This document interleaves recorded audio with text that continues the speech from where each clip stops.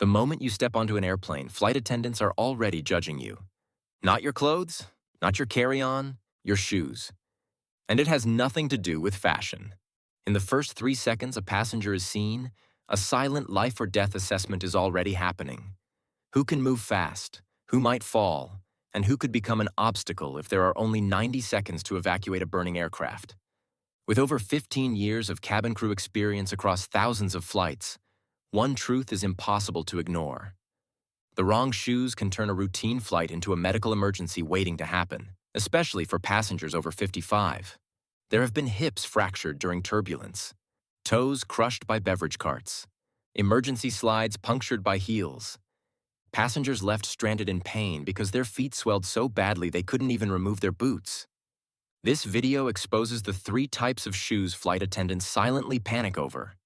Not out of judgment, but because the risks are known all too well at 35,000 feet. One of these shoes dramatically increases fall risk. One exposes passengers to infections most people never think about, and one quietly raises the risk of blood clots that can follow you long after landing.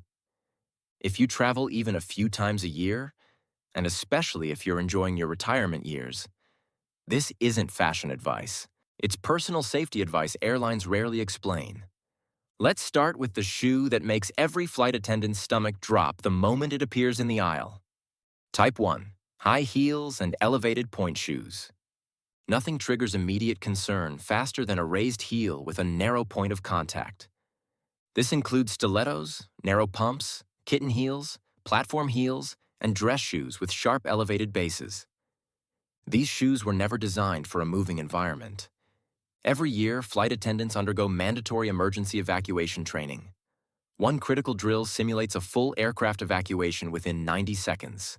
The maximum time certified for aircraft evacuation before fire, smoke, or structural failure becomes fatal.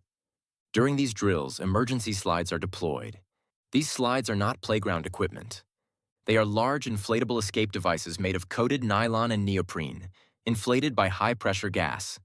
They must remain airtight to support dozens of passengers sliding down rapidly. A single sharp heel can puncture one. If a slide punctures, it does not slowly deflate, it collapses. That exit is instantly unusable. Anyone behind the person who damaged it becomes trapped. That is why, in real evacuations, one of the loudest commands shouted is, "Leave everything, remove high heels." But emergencies are not the only danger. Turbulence does not announce itself. Clear air turbulence can strike without warning. A sudden vertical drop of even 10 to 20 feet is insignificant to the aircraft, but catastrophic to a standing human balanced on a narrow heel. Elevated shoes raise the center of gravity, reduce surface contact, and eliminate traction. For passengers over 60, this dramatically increases fall risk. A fall in flight is not equivalent to a fall on land. Cabin floors are narrow. Armrests, seat frames, and service carts turn a simple stumble into a violent impact. Hip fractures, ankle fractures, wrist breaks, and spinal injuries occur not because the turbulence was extreme, but because the shoes provided no stability. And for older adults, a fall is rarely just a fall. It can mean surgery, months of rehabilitation, permanent mobility loss, or the end of independent travel. Heels do not belong on moving aircraft. They belong packed away. Type 2. Open-toed shoes and sandals. Flip-flops, slides, sandals, open-toed dress shoes. They may feel light, breathable, and comfortable. But on an aircraft, they are one of the most dangerous footwear choices a passenger can make. At first glance, the risk may seem exaggerated. After all, many flights are calm, short, and uneventful. But aircraft cabins are not casual environments. They are compact, pressurized, industrial spaces designed for efficiency, not comfort or hygiene. To understand why open-toed shoes are a problem, it is necessary to confront an uncomfortable reality most travelers prefer not to think about. Aircraft lavatory floors are not clean, not a little dirty, not airport dirty. They are among the most contaminated surfaces on board. The liquids seen on the floor are rarely water. Turbulence causes poor aim. Flush systems rely on powerful chemical disinfectants mixed with biological waste. These fluids splash, aerosolize, and spread. The flooring materials are porous and absorb residue over time, even with routine cleaning. Walking through an aircraft cabin in open footwear is effectively the same as walking barefoot through a heavily used public restroom. Then returning to your seat, stretching your feet under the seat in front of you, or resting them on a footrest. But hygiene is only the beginning of the problem. The mechanical risks are far more serious. Aircraft cabin floors are not smooth residential surfaces. They are reinforced with exposed metal seat tracks, industrial-grade rails with hard edges and sharp grooves that run the entire length of the cabin. These tracks are designed to lock seats into place, not to protect bare skin. One misstep, one stumble during turbulence, one sudden stop while walking the aisle. An exposed toe striking the edge of a seat track can result in deep lacerations, torn nails, or crushed tissue. These are not minor injuries. They are the kind that bleed heavily and require immediate attention. For passengers with diabetes, circulation issues, neuropathy, or compromised immune systems, the danger increases significantly. Even a small cut can become infected quickly in the warm, pressurized cabin environment. What starts as a minor scrape at 35,000 feet can turn into a serious medical issue within days. Then there is the beverage cart. Fully loaded, a beverage cart can weigh over 200 pounds. It is narrow, heavy, and moves quickly down tight aisles, often during turbulence. If that cart rolls over an exposed toe, the result is frequently a fracture, crushed tissue, or severe bruising. Closed shoes absorb and distribute impact. Open shoes do not. The same applies to falling luggage from overhead bins. A single rolling suitcase dropped from shoulder height can cause serious foot injuries.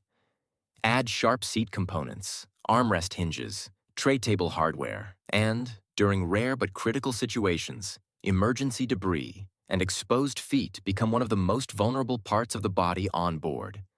In an evacuation scenario, the danger escalates dramatically.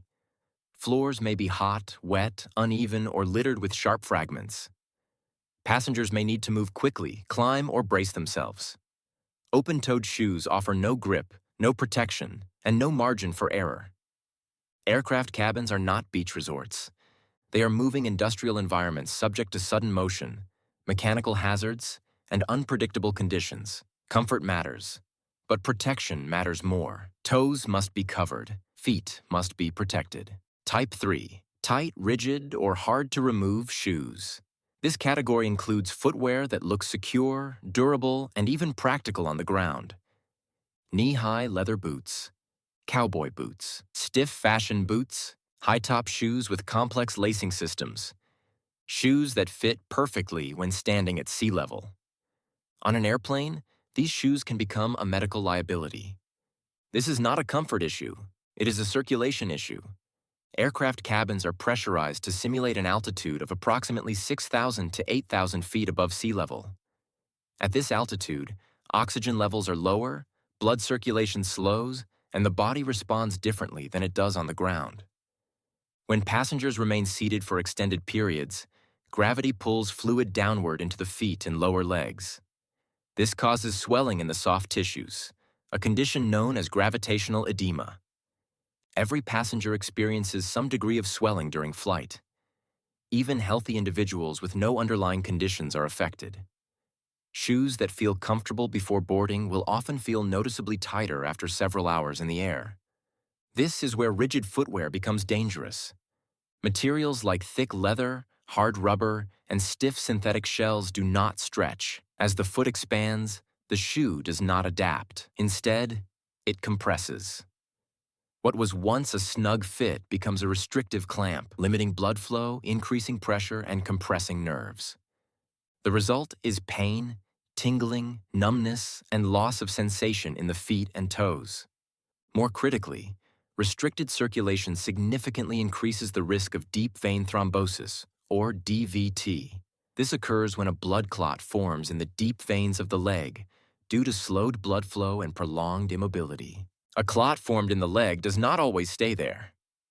If it breaks free and travels to the lungs, it can cause a pulmonary embolism, a sudden life-threatening medical emergency that can occur hours or even days after a flight.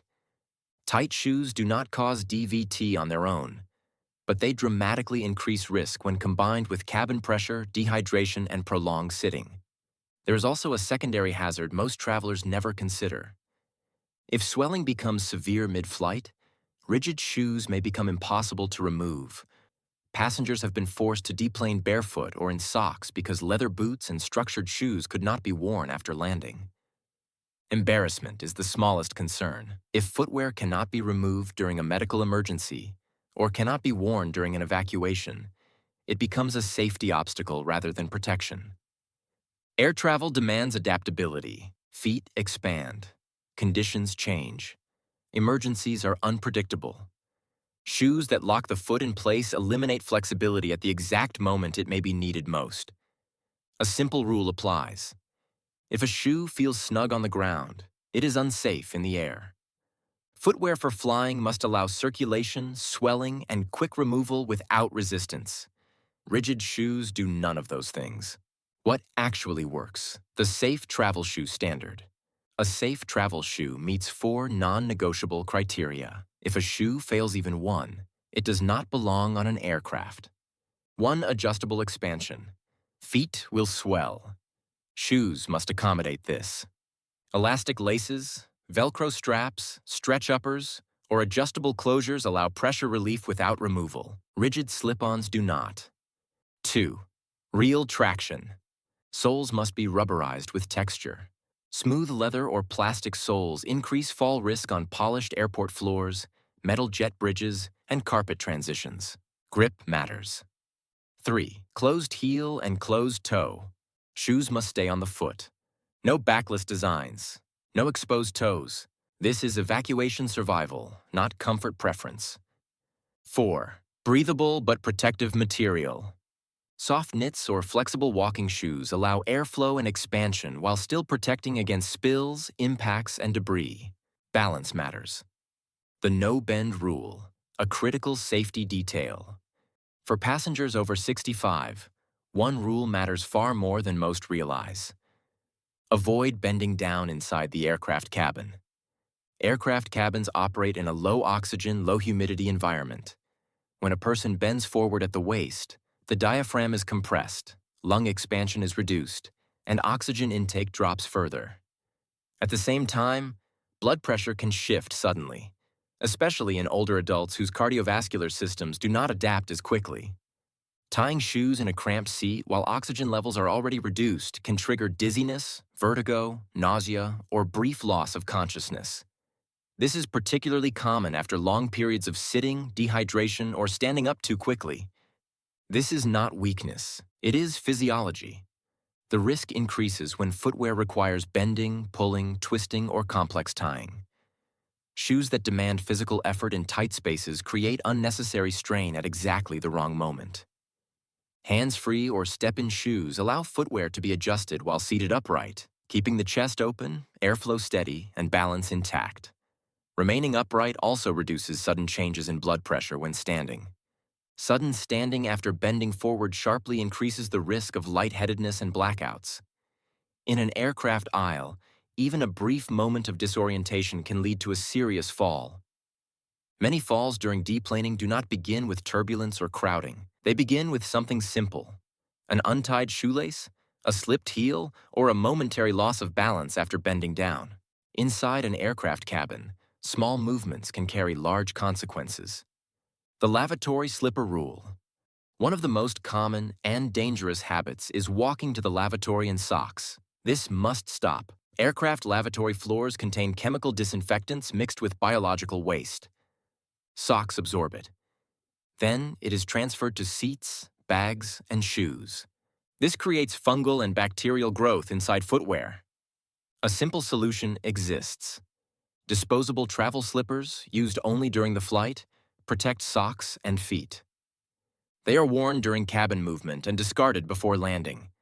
The contamination stays on board. The passenger leaves clean. This is hygiene and health, not comfort. Final message. Shoes are not fashion on an aircraft. They are the foundation of safety, balance, circulation, and survival. At 60, 70, or 80 years old, footwear choices directly affect independence. A fall is not just pain. It can mean surgery, rehabilitation, missed milestones, and the loss of solo travel freedom. The right shoes protect mobility. They protect dignity. They protect the ability to keep exploring the world safely. Choose stability over style. Choose function over habit. And protect the foundation that carries every journey forward.